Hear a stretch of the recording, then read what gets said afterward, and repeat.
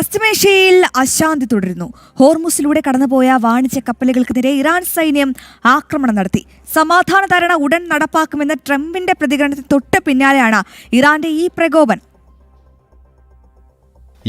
Iran സമാധാന ധാരണ വൈകാതെ നടപ്പാക്കുമെന്ന് ഡൊണാൾഡ് ട്രംപ്. യൂറോപ്പിൽ ഈ ആഴ്ച അവസാനം ധാരണ ഒപ്പുവെക്കുമെന്നും ട്രംപ് പറഞ്ഞു.